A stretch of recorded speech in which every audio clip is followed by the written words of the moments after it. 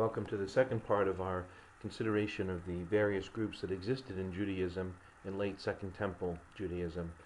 If you remember the last time, we began to speak about the theological problem that exists for all Jews in the period, including Christian Jews, namely the gap that exists between the promises of God and the realities of the people. How do we understand this gap and its significance? What have the people not done or done that has caused them to be out of right relationship with God? And what must they now do or not do in order to place themselves back into right relationship with God, and in many cases in order to bring the intervention of God in human history.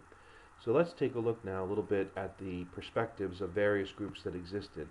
These are some of the principal groups and the groups that play into the background for the New Testament, namely the Sadducees, the Pharisees, Herodians, Essenes, Samaritans, Zealots, and Christians. In the case of the Sadducees, we do not have any writings from them themselves, but we do know them from both Josephus and the New Testament. We know that the Sadducees are really associated with the ruling class, so the land-owning aristocrats would have been sympathetic to the Sadducees, and the priesthood and the temple are controlled by them. They also dominate the council or the Sanhedrin. The name comes either from the Greek word for righteous ones or from an association with Zadok, the high priest under David and Solomon. And according to Ezekiel, only they could approach the Lord in the temple. The Sadducees, because they are associated with the elite, have a somewhat conservative viewpoint, as we'll see. But also, they have a vested interest in Roman rule. You may remember the Roman methodology of ruling over countries was to conquer them or absorb them into the empire, but then to co-opt the local elites by giving them privileges and power as long as they were able to maintain control over the other classes of people. In this way, the Romans saved themselves the effort and expense of maintaining large garrisons. Therefore, the Sadducees become the chief mediators between the Romans and the people, trying to contain any feelings or thoughts of rebellion among the people and to preserve their rule and the privileges that are granted to them by Roman rule. So again, they're going to be rather conservative politically and religiously. Among their points of view, they have a very literal reading of the Torah. In fact, they restrict the Bible itself to the 5 books of the Pentateuch or Torah, and therefore they're going to reject the Pharisaical claims that we'll see to authority for oral law. So not only do the Sadducees reject that, but they're going to have a rather narrower view of what constitutes biblical literature. And because of this, because they don't look to the prophets or the writings or oral tradition or even intertestamental literature as authoritative, they don't share some of the Pharisaical teachings about things like a coming judgment, resurrection, angels, or demons, since, of course, these realities are not found in the earliest writings of the Pentateuch. So again, these are folks that are bound to the Romans, even if they may not like them, bound to the temple, so they're geographically bound to the land and to Jerusalem, and they are going to be very suspicious of new developments or anything that might cause upheaval among the people.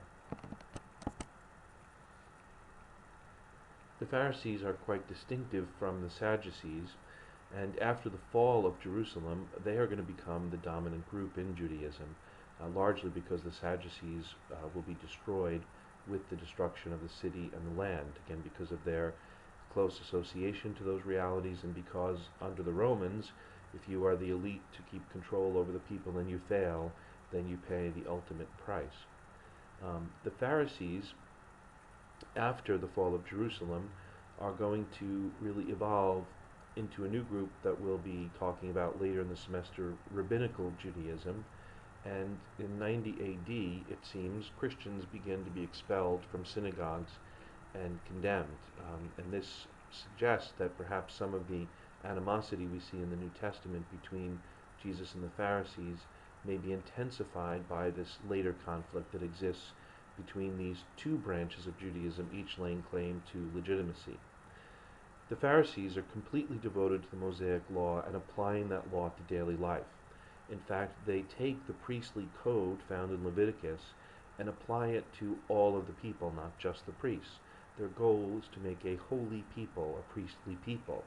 Their idea is that this is what is lacking in the people. This is why there exists that gap between God's promises and the reality of the people. If the people would only make themselves holy, then God would intervene and liberate them from their oppression and restore them to the glory days they remember under David.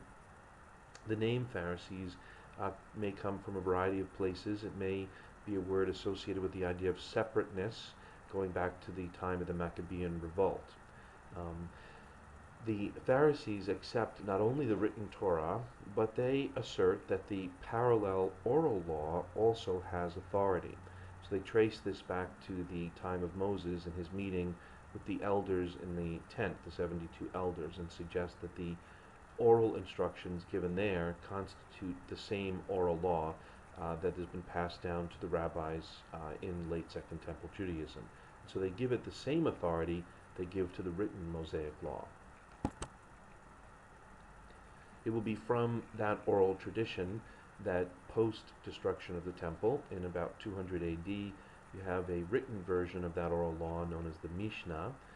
That then has further commentary, producing the Gemara, and then the two will later be combined to form the Talmud, which would be known to contemporary Jews. So these writings form an immense compendium of rabbinical scholarship, but again really rooted in the Pharisaical point of view and in that oral tradition which interprets the written tradition of the Torah and the prophets and the writings. There were two main versions of the Talmud, one in Palestine and one in Babylon. The Babylonian one, though, becomes the one that will be mainstream for Judaism as it evolves today.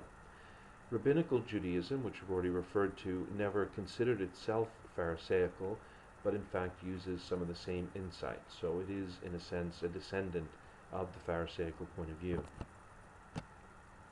Rabbinical Judaism dates to the Academy of Jamnia, which was an attempt to restore and rebuild Judaism in the aftermath of the destruction of the temple and the land. So the questions, again here, like the questions back to the time of the exile, are how do we now survive without the temple and its rituals, without the priesthood, without a homeland?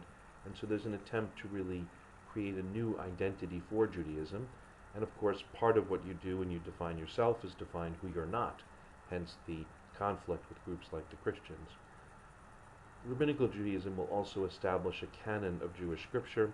That's a question we'll see at another time.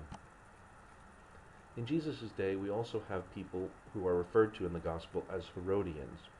So here we're talking about a faction that supports the policies and the government of the Herodian family.